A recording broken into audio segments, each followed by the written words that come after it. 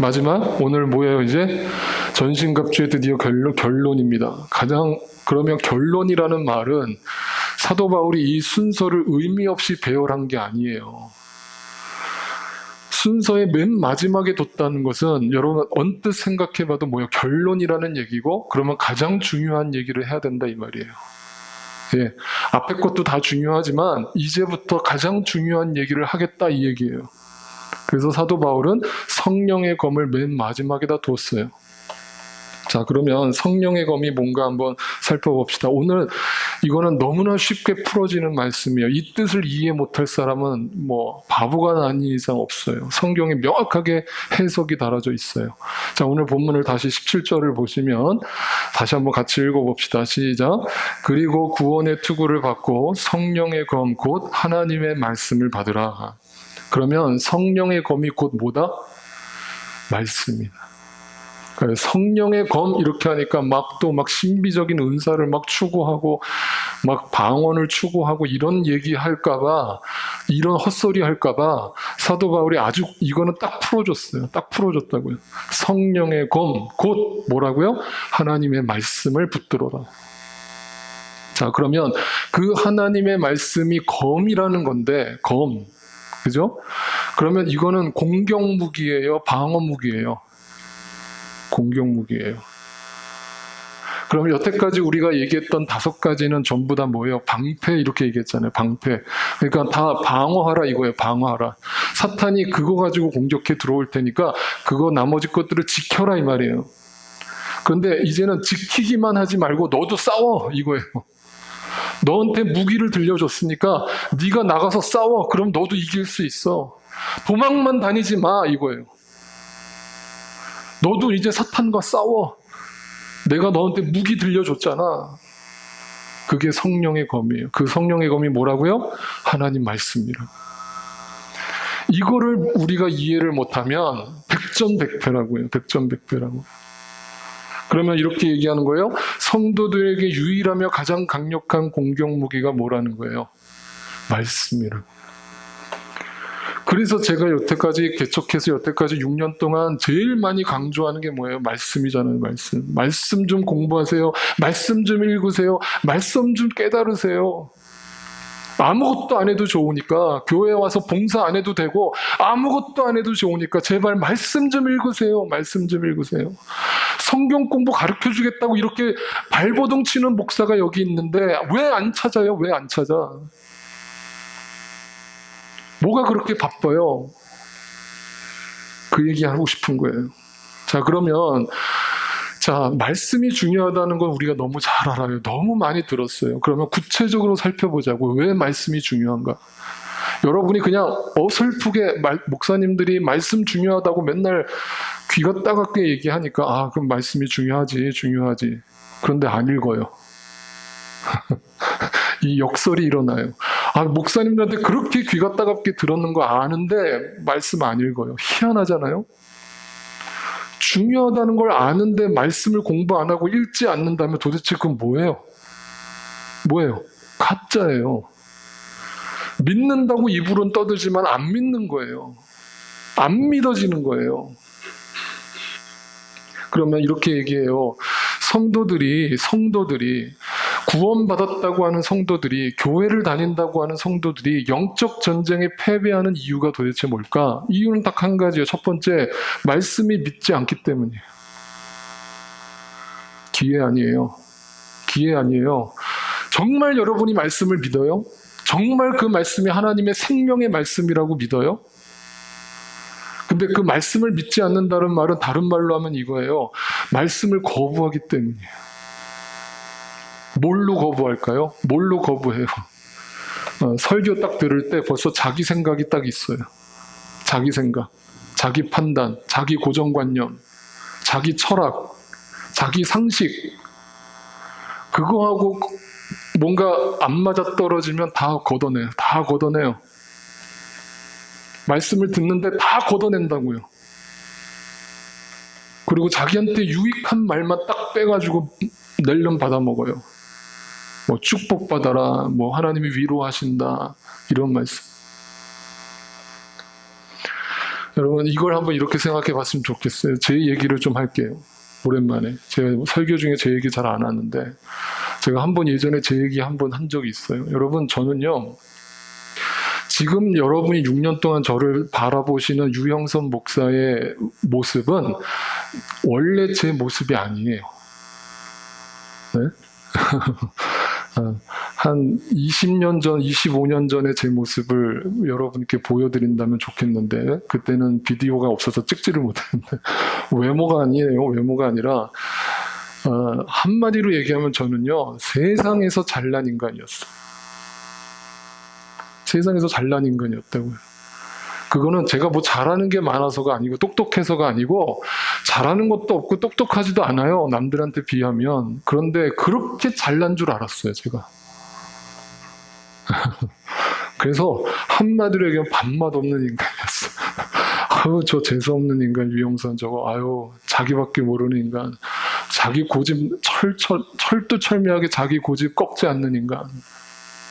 제가 그랬어요. 진짜로. 제가 하나도 거짓말 안 보태요. 제가 아주 그런 인간이었어요. 욕심이 많았어요, 저는. 제가 하나님 안 만났으면, 저는 만약에 여기에 왔으면은, 저기 지금 아마 월스트리트 어딘가에서 주식하고 있을 거예요. 그래가지고, 돈 많이 벌어가지고, 의리의리한 집에서 뭐 스포츠카 끌고 다닐 거예요. 그게 잘 사는 건 줄 알고 살았어요. 20대까지. 근데 하나님이 저를 만나주셨어요. 그리고 저를 깨트리셨어요. 부수셨어요. 그런데 그때는요, 사람들이 와가지고 저한테 막 이제 좋은 말을 해요. 너 그렇게 살지 말아라. 정신 차려라. 너 왜 이렇게 네 잘난 맛에 사냐. 너만 잘났냐. 정신 차려라. 이런 얘기를 하면 제 선배들이 와서 얘기하든 제 스승이 와서 얘기하든 저는 귓전으로 안 듣는 거예요. 왜? 내 속에는 내가 그래도 더 많이 알고 내가 더 잘났다라는 생각이 바뀌질 않으니까 그들의 말이 다 전부 다 잔소리로 들리고 또 뭐로 들리냐면 네가 나 시기하는구나. 네가 나 질투하는구나. 너는 그렇게 살지 몰라도 나는 그렇게 안 살아. 이 생각으로 그들의 좋은 말들, 좋은 교훈들을 다 거부하는 거예요. 다 받아치는 거예요. 야, 니네나 그렇게 살아. 나는 그렇게 안 살아. 근데 하나님이 제 고집을 완전히 꺾어버렸거든요. 완전히 꺾어버렸어요. 1도 안 남겨놓으셨어요. 이제는 고집이라는 거 저한테 없어요. 저는 그냥 해볼래 하고 다녀요.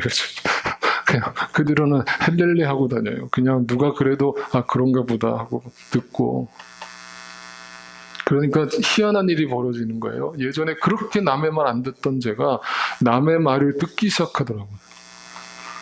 그리고 그 말이 어떤 말이든지 간에 조금이라도 하나라도 일이라도 나한테 도움이 되는 말이 있다면 나는 그 사람의 말에 경청을 하더라고요. 제가 많이 겸손해졌어요. 제가 이 얘기를 왜 하는 줄 아세요? 신앙생활도 그와 똑같아요. 여러분 안에 여러분의 고집이 아니에요. 이거는 여러분 안에 그 말씀을 거부하는 영이 있어요. 사탄의 영이 있다고요. 그 사탄의 영이 다 걸러내는 거예요. 다 걸러내고 다 거부하는 거예요. 안 믿어지는 거예요. 목사님 저는 믿어요. 믿는다니까요. 믿는데 왜 성경을 안 읽냐고요. 안 믿어지는 거예요. 그게 먹고 사는 것보다 더 중요하지 않은 거예요. 솔직해지자고요, 여러분. 그래서 성경에 이렇게 얘기하고 있어요. 성경 말씀에 요한복음에 보니까 누구나 빛을 미워하며 빛으로 나아오지 않는다. 그것은 자기 행위가 드러날까 보아 두려워하기 때문이래요. 빛이 있는 거 아는데 그게 옳은 소리라는 거 아는데 그 얘기가 정답이라는 거 아는데 받기 싫다 이거예요. 자기 고집이에요. 근데 자기 성격이 아니에요. 사탄이 그걸 거부한단 말이에요. 내 안에서. 말씀을 상식으로 풀어버린다 이 말이에요. 근데 그거는 자기 실체가 드러나는 게 두렵기 때문이에요. 솔직해지자고요. 그런데 성경은 우리에게 어떻게 우리에게 주어졌느냐? 성경이 도대체 뭐냐? 디모데전서에 보면 디모데후서에 이렇게 얘기하죠. 우리가 잘 아는 구절이에요. 성경은 첫 번째 뭐예요? 성경에 쓰여진 목적이 뭐냐면 그대에게 구원을 이루는 지혜를 준대요. 구원이 뭐죠? 이 땅에서의 구원이 아니잖아요. 그죠? 하나님 나라의 구원이잖아요. 나를 온전히 구원하실 수 있는 지혜를 설명해 주는 것이 성경이래요. 그런데 어떤 사람들은 이 성경을 역사책으로 읽어요. 어떤 사람은 윤리 도덕책으로 읽어요. 착하게 살자. 아니에요. 성경은 그 목적이 아니에요. 성경의 목적은 구원에 이르는 지혜를 가르쳐 주는 거예요. 그래서 성경은 이 세상 지혜를 얘기하지 않아요. 어떤 분들은 성경이 인생 사용 설명서라고 주장하시는 목사님들이 간혹 계시는데 아니요. 성경 어디 봐도 그런 얘기 없어요. 성경은 이 땅에서 우리가 어떻게 잘 살 수 있는지에 대한 지혜를 가르쳐주는 책이 아니에요. 성경은 오로지 한 가지만을 가르쳐주고 있어요. 어떻게 구원받을 수 있는지. 어떻게 구원받을 수 있는지에 대해서 기록한 게 성경의 목적이라고요. 두 번째 목적은 뭐예요?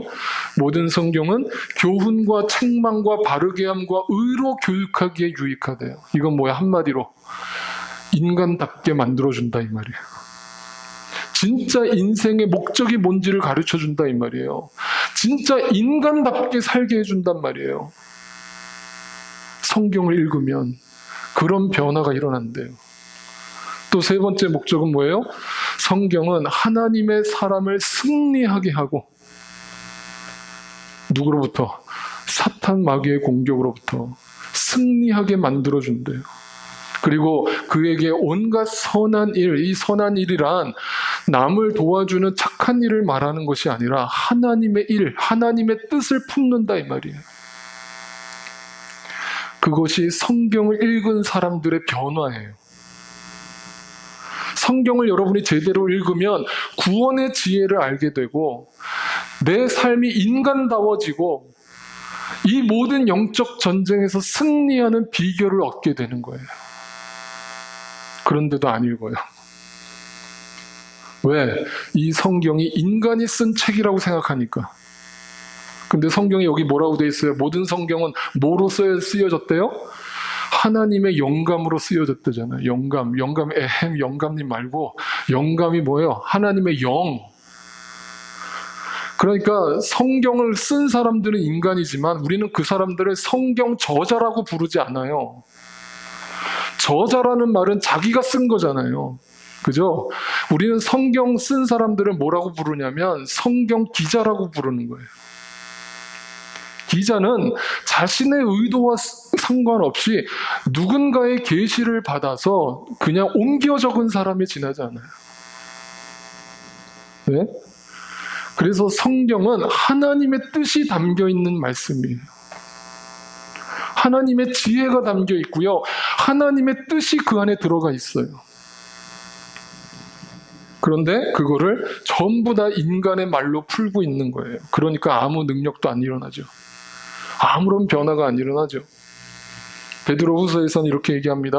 여러분이 무엇보다도 먼저 알아야 할 것은 이것입니다. 아무도 성경의 모든 예언을 제멋대로 해석해서는 안 됩니다. 이건 뭐예요? 인간적으로 풀지 말라 이 말이에요. 예언은 언제든지 사람의 뜻에서 나온 것이 아니라 사람들이 성령에 이끌려서 하나님께로부터 오는 말씀을 받아서 한 것입니다.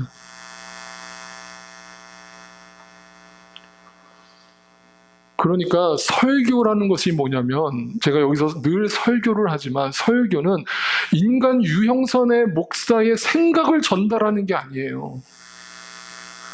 제 철학을 전달하는 게 아니라고요. 하나님 말씀을 전달하는 거예요. 그냥 있는 그대로 100% 있는 그대로 말씀을 전달하는 거에 지나지 않아요. 그 사람이 설교를 잘하는 거예요. 근데 오늘날 강단이 타락했다라고 말하는 이유는 뭐냐면 정말 유창하게 설교 잘하시는 목사님들 설교를 들어보면 거의 5, 60%가 자기 얘기하고 있어요. 자기 얘기.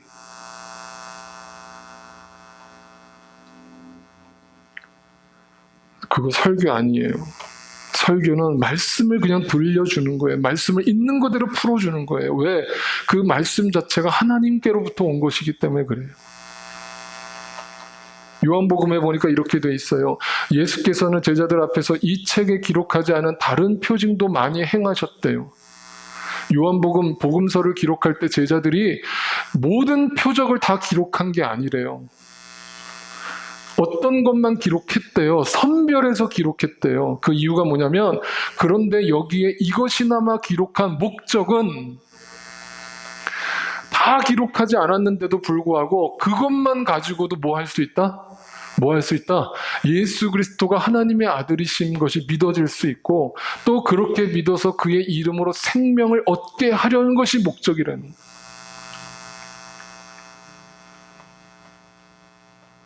이 말 뜻이 이해가 되십니까?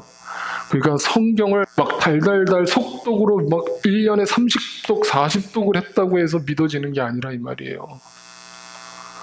정말 그 성경 한 구절 한 구절 속에 담겨있는 하나님의 뜻이 믿어지고 풀어진 사람은 생명을 얻는 거예요. 그 생명이 뭡니까? 여러분, 생명이 뭐예요? 성경에서 말하는 생명이 뭡니까? 여러분이 죽고 살지 않는 이 지금 숨쉬고 있는 그 생명을 말해요? 아니잖아요. 잘 들어보세요. 그러면 제가 이렇게 물어볼게요. 제가 참 간증하는 사람들한테 이렇게 우리 교회는 제가 그래서 간증을 잘 안 시켜요. 또 위험하기도 하고. 그런데 간증하는 분들 얘기를 많이 들을 때 굉장히 불편한 게 있어요. 뭔지 아세요? 자, 예를 들면 이런 거예요. 어떤 사람이 간증을 합니다. 제가 교회를 가는데요. 새벽 기도를 가는데요. 갑자기 트럭이 옆에서 달려와가지고 정면으로 저 옆을 들이박아가지고 완전히 차가 뒤집어져서 전복돼서 다 찌부러지고 다 차가 이렇게 납작하게 돼버린 거예요. 그런데 정신이 번쩍 드니까 몸에 피는 철철철 흐르고 있는데 정신이 말짱하더라는 거예요. 그런데 조금 있다가 구급대원이 와가지고 이제 이거 보나마나 사람 죽었겠다 했는데 뼈 부러지고 좀 피가 흘리는 거 제외하고는 생명에 하나도 지장이 없는 거예요. 네? 소위 말 기적이 일어났죠. 자, 기적이 일어났어요. 그러니까 그걸 갖고 간증을 하러 나왔어요.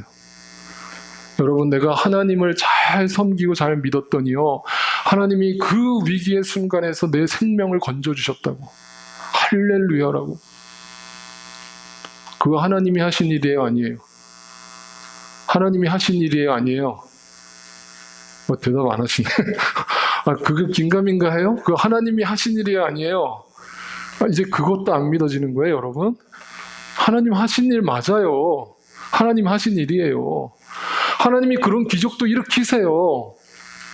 하나님을 우습게 보지 말라고요. 하나님이 하셨어요. 근데 그 간증이 거기서 끝나요. 여러분, 하나님 잘 믿읍시다. 하나님 살아계십니다. 하나님은 우리의 어떤 위기의 순간에서도 우리의 생명을 지켜주시는 분이십니다. 할렐루야 하면서 간증을 끝내요. 제가 그 간증을 듣다가 뭐지? 그래, 그 말이 틀린 말은 아니야. 틀린 말은 아니야. 하나님이 하셨어. 근데 거기서 끝나면 안 되잖아.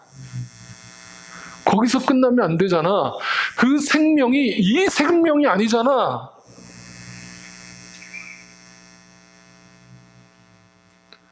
정말 그 천국의 영원한 생명을 믿고 소유한 사람은 거기서 교통사고로 죽는 게 오히려 더 복 아니에요? 복 아니에요? 이것도 안 믿어져요? 여러분, 저 빨리 죽으라는 얘기 아니에요, 여러분. 또 이 말을 오해하지 마세요. 빨리 죽으라는 얘기 아니에요. 근데 정말 그 천국의 생명을 얻은 사람은 오늘 죽어도 할렐루야잖아요. 기회가 아니에요. 그런데 여기서 더 살게 됐다고 그게 하나님의 역사래요. 병을 고쳐주셨다고 그게 하나님의 축복이래요. 그러면 그 생명은 어디 갔어요? 그 생명은 어디 갔냐고요? 그럼 이렇게 간증해야죠. 하나님이 기적적으로 나를 살려주셨습니다. 내가 그날 죽어서 천국에서 주님을 만날 수 있는 정말 특별한 축복이 나한테 주어질 뻔했는데 하나님이 나를 다시 이 땅으로 보내셨습니다. 그것은 나에게 남은 사명이 있다는 뜻으로 저는 받아들입니다.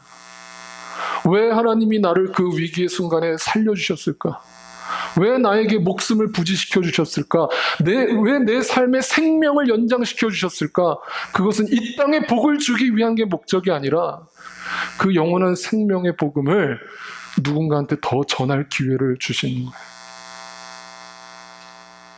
그러니까 여러분, 여기까지 안 나아가면 여러분 가짜 믿음이라고요. 그냥 교통사고 안 나게 해주신 거 감사합니다.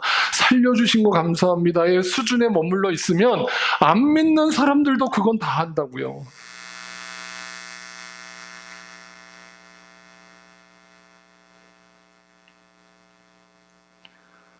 생명을 얻게 하려는 것이래요. 그러니까 사도 바울 같은 사람은 뭐라고 고백했어요? 이 생명을 본 사람 아니에요. 그 영원한 생명을 소유한 사람 아니었어요, 사도 바울이. 그랬더니 뭐라고 고백해요? 나에게 사는 것이 그리스도니 모두 유익하다. 이게 신앙이라고요. 주님, 하루라도 더 살게 해주세요. 나 죽기 싫어요, 하나님. 하루라도 더 살게 해주세요.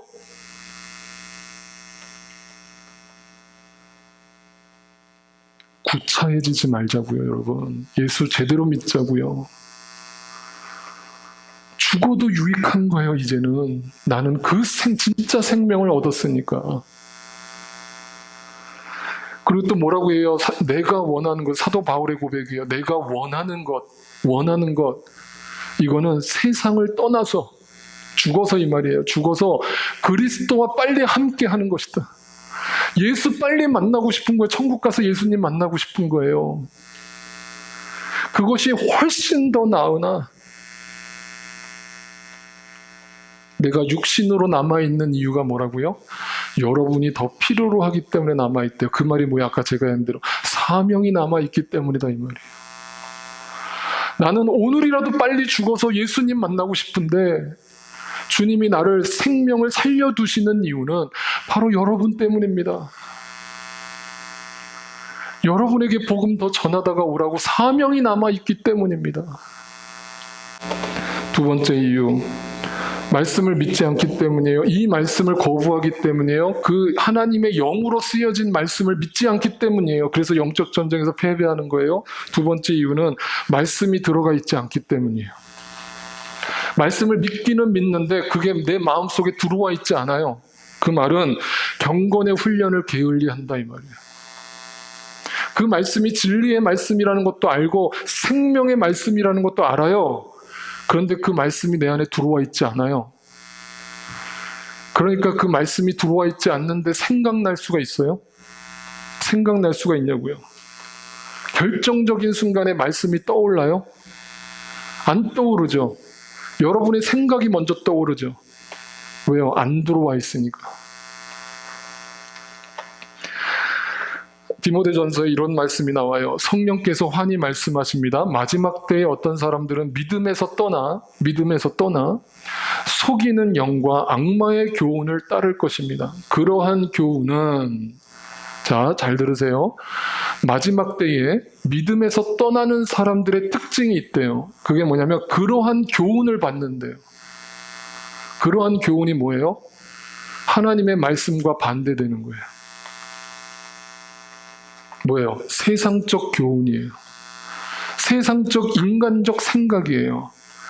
그걸 따르는 사람들은 믿음에서 떠난대요. 여러분, 드라마 보지 말라는 얘기 아니에요. 영화 보지 말라는 얘기 아니에요. 책 읽지 말라는 얘기 아니에요. 진짜 그 무엇보다도 우선적으로 하나님의 말씀을 여러분이 중요하게 무게를 두냐고요. 여러분, 이렇게 보여드릴게요. 여러분, 시지푸스의 그 돌을 굴려서 산으로 올라가는 그 이야기 아시죠? 시지푸스라고는 그리스 신화에 보면 어떤 인간이 계속 돌을 산 위로 굴려서 올라가요. 그런데 조금만 힘이 빠지면 다시 돌이 무거워서 밑으로 내려오는 거예요. 신앙생활은요, 믿음이라는 것은요, 그냥 가만 놔두면요, 경사가 이렇게 밑으로 되어 있어가지고요, 돌이 밑으로 굴러 내려가요. 가만히 놔두면. 그냥 세상 교훈의 말만 듣고 세상 강의만 듣다가 보면 그 돌은 자연적으로 굴러 내려가요. 믿음은요, 훈련이 필요해요. 자꾸 그 돌을 산 위로 끌고 올라가야 돼요.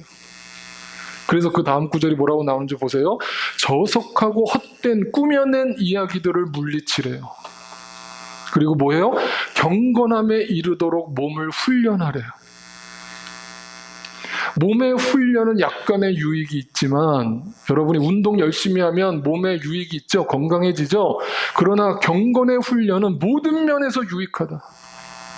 그런데 그거를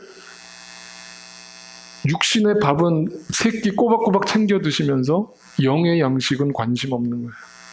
아, 오늘 잊어버렸네. 아유, 내일 먹지 뭐. 아, 육의 양식을 그렇게 해보세요. 난리 나실걸요, 여러분. 아, 오늘 좀 피곤하니까 오늘은 좀 쉬지 뭐. 잘 보세요. 그러니까 베드로 후서에서는 아주 또 세게 얘기해요. 성도들한테 하는 얘기예요. 베드로전서에 보니까 이렇게 얘기해요. 정신을 차리고 깨어 있으십시오. 정신이 바짝 드세요? 정신 차리세요. 지금 뭐 하고 앉아 있는 거예요? 원수 악마가 우는 사자처럼 여러분을 삼키려고 달려든대요. 싸우라고요. 싸우라고요. 뭘로? 성령의 검으로, 말씀으로 싸우라고요. 근데 영적으로 다 잠자고 있는 거예요. 그냥 드라마만 보고 있는 거예요.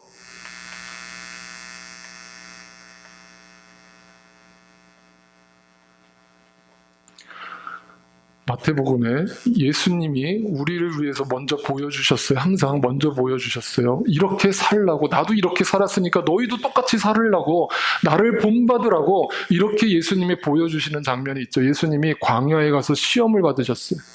그죠? 사탄한테 시험을 받았다고요. 근데 그 시험 받는 장면을 다시 한번 봐요. 예수님이 어떻게 그 시험을 이겼는지 보세요. 첫 번째, 시험하는 자가 와서 예수한테 말합니다. 네가 하나님의 아들이거든 이 돌들이 빵이 되게 하라. 예수님은 이미 40일 동안 금식을 하신 상태였기 때문에 엄청 배가 고프죠. 배가 고프죠. 우리는 하루만 굶어도 배가 고파서 미칠 것 같은데 40일을 금식하셨어요. 얼마나 배가 고프셨겠어요. 근데 사탄은 그걸 기가 막히게 잘 알죠. 우리가 뭘 원하는지 기가 막히게 잘 알죠. 야, 배고프지? 예수야, 배고프지? 야, 이거 빵 만들어서 먹어. 빵 만들어 먹어. 기적을 베풀어 봐. 예수님이 뭐라고 대답하세요? 성경에 기록하기를. 아, 예수님이니까 이렇게 하신 거죠가 아니에요. 그 사탄의 공격을 예수님조차도 어떻게 물리치셨어요? 어떻게 물리치셨어요?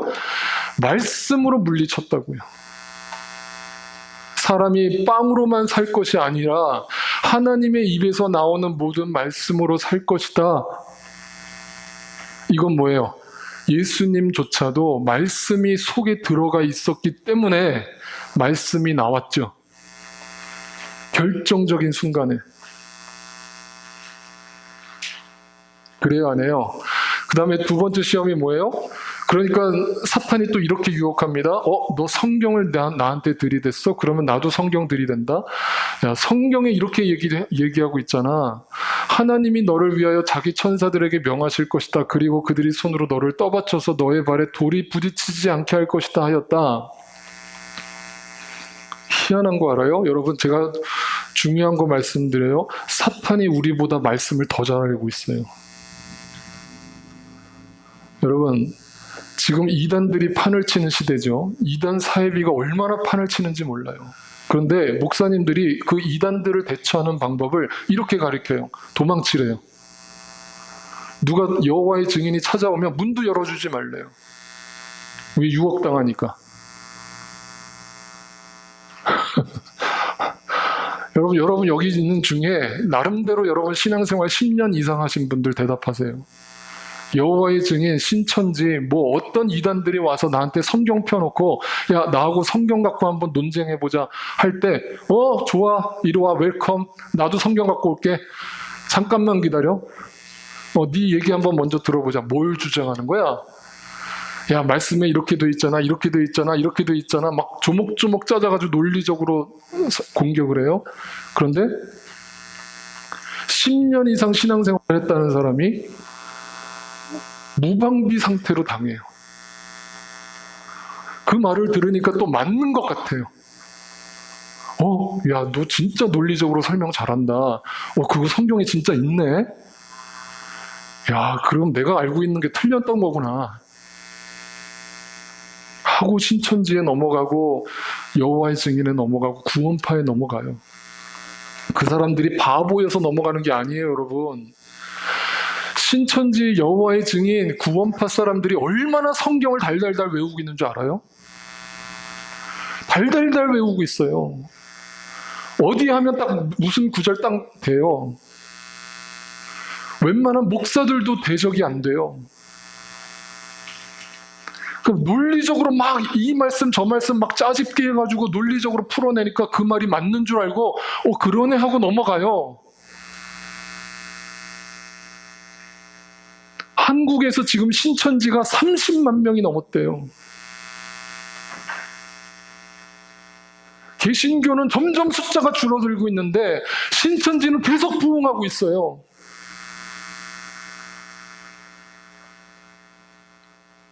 누구 잘못이에요? 저 같은 목사들 잘못이에요. 성도들을 너무 나약하게 만들었어요. 하나님이 성령의 검을 손에 쥐어줬는데 그 말씀을 너무 나약하게 쥐고 흔들고 있다고요. 그리고 맨날 도망만 다니고 있다고요. 문 열어주지 말래요. 얼마나 자신이 없으면.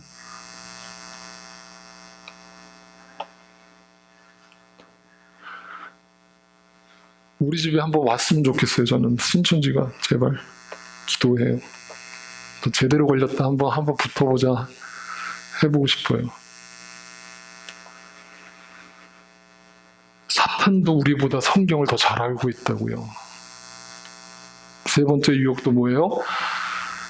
이 모든 것을 내게 다 주겠다. 뭐야? 축복으로 마지막 유혹합니다. 축복으로.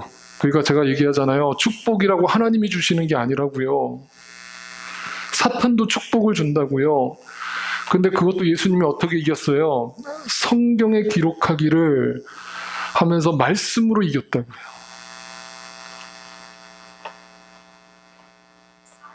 이렇게 말씀으로 이기고 나니까 어떤 결과가 주어졌어요? 이거예요. 이때의 악마는 떠나가고 천사들이 와서 예수께 시중을 들었다. 예수님조차도 뭘로 싸워서 이긴 거예요? 말씀으로 싸워 이겼다고요. 평상시에 예수님이 그 말씀을 그 안에 받아들이지 않았다면, 말씀을 안에 담아두지 않았다면 그 결정적인 순간에 말씀이 떠올랐겠냐고요. 우리는 예수님도 아닌데 뭘 경건훈련에 대해서 그렇게 나태하냐고요. 그 말씀은 이런 능력이 있다라는 거예요. 그 말씀은 유일한 무기예요. 성도들에게 유일하게 주어진 강력한 공격 무기예요. 잊지 마세요. 왜 그런가? 히브리서에는 이렇게 얘기하고 있어요. 하나님의 말씀은 살아있고 힘이 있어서 어떤 양날 칼보다도 더 날카롭습니다. 그래서 사람 속을 꿰뚫어 혼과 영을 갈라내고 관절과 골수를 갈라놓기까지 하며 마음에 품은 생각과 의도를 밝혀냅니다. 숨길 것이 있어요, 없어요? 하나님 말씀은 거울이에요. 나의 있는 모습 그대로를 다 노출시킨다고요. 그런데 성경을 읽었다는 사람이 이 베드로 믿음 없는 인간, 이 못된 인간, 가룟 유다 이 나쁜 인간 하면서 전부 남의 이야기로 읽고 있는 거예요, 성경을. 그 성경이 자기 얘기를 하고 있다는 걸 보지 못하는 거예요. 거울이라고요, 거울. 전부 다 내 얘기를 하고 있는 게 성경이라고요. 성경을 제대로 읽으면 눈물이 안 날 수가 없어요. 내 숨은 의도를 다 드러내시는 거예요. 다 드러내시는 거예요. 발가벗겨지는 거예요. 그분의 말씀 앞에서. 벌거숭이가 드러난대잖아요. 모든 것이 다 그분 앞에 드러난대요. 하나님의 말씀 앞에. 거짓이 드러난대요. 그러니까 이 말씀을 처음 들은 사람들의 반응이 뭐라고요? 목사님 은혜 받았습니다. 오늘 귀한 말씀 감사합니다. 참 제가 눈물 흘렸고요. 오늘 목사님 설교 듣다가 제가 감동받아서 눈물 흘렸고요.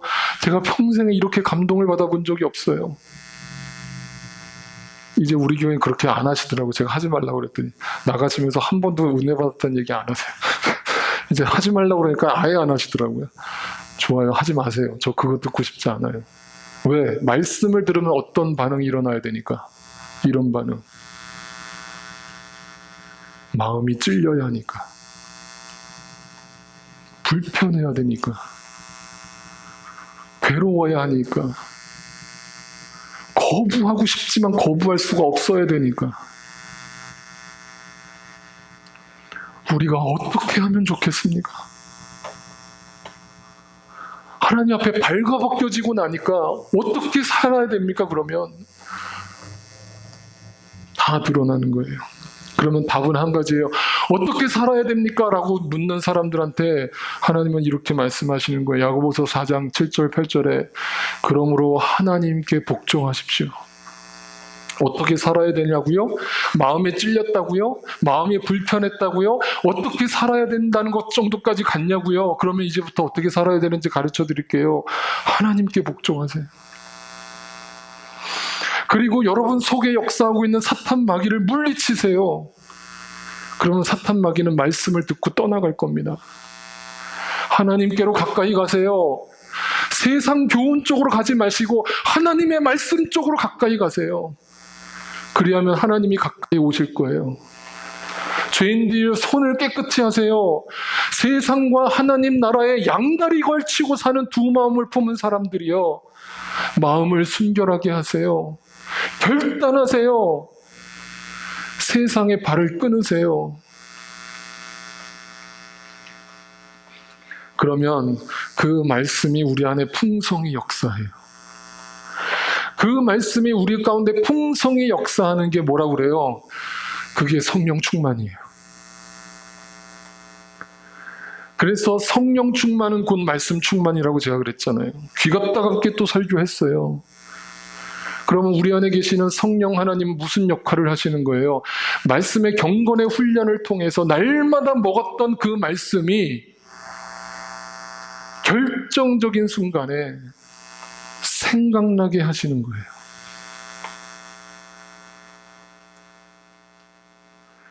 말씀이 들어가 있지 않은 사람한테는 생각날 말씀이 없어요. 경건의 훈련을 한 적이 없는 사람에게는 말씀이 생각날 게 없다고요.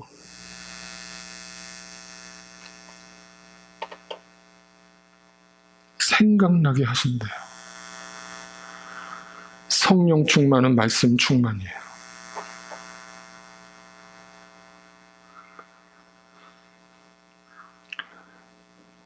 설교는 여기까지예요. 근데 오늘 또 에필로그가 있어요. 제가 좋아하는 음악 하나를 마지막으로 소개해 드릴까 해요.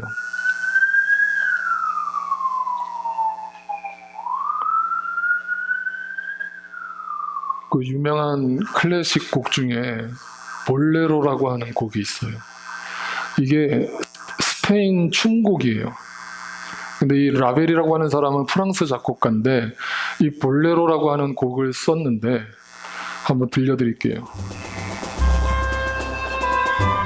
들어보셨죠?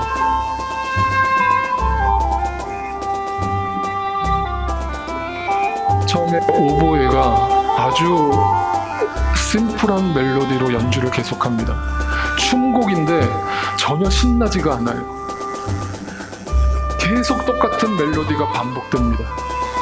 아주 무료하게 누가 이런 이따위 곡을 썼나 할 정도로 똑같은 멜로디만 계속 반복합니다. 템포도 똑같습니다. 계속 처음에 듣다 보면 아유 재미없어 하고 노래를 꺼버리고 싶어요. 그렇게 한 4분을 계속 똑같은 멜로디가 반복되다가 마지막 후반부로 가면서 소리가 커집니다. 오케스트라가 들어옵니다. 트럼펫이 들어옵니다. 나팔이 붑니다. 모든 악기를 다 동원해서 똑같은 멜로디를 반복합니다.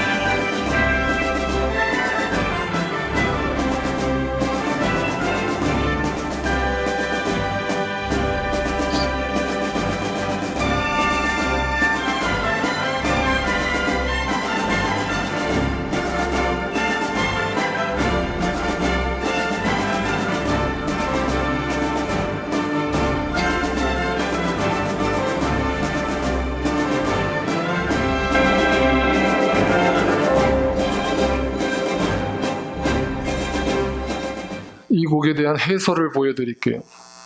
어찌 보면 희대의 중독성 쩌는 클래식 음악이기도 해서 두어 번 반복해서 듣다 보면 그날 하루 종일 심지어 밤에 침대에 눕는 그 순간까지도 뇌리에서 자동 재생되는 작품이다.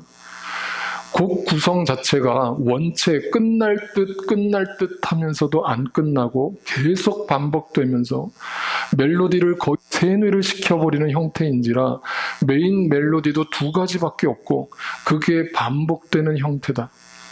하지만 그 덕분에 이 곡은 단순한 재료로 최상의 효과를 구현하는 곡의 대명사가 되었고 훗날 미니멀리즘으로 불리는 사조에도 영향을 주었다. 다만 각 선율을 연주하는 악기들의 솔로가 두드러지는 곡이라 관현악단 단원들, 특히 관악기라는 건 트럼펫, 트럼본, 오보에 이런 모든 관악기들의 수준급 실력이 요구되며 특히 호른과 트럼본에 주어지는 솔로는 해당 악기의 고음력 위주로만 구성되어 있어서 듣기에는 단순해 보이지만 굉장히 수준 높은 곡으로 유명하다. 제가 노란색으로 표현한 단어만 정리해서 보면 무슨 뜻인지 풀어보세요. 제가 왜 이걸 들려드렸는지. 반복, 계속 반복. 뇌리에서 자동 재생되는 단순한 재료로 최상의 효과를 구현하는 단순해 보이지만 수준 높은 곡. 그게 하나님 말씀입니다. 그 말씀이 성령의 검입니다.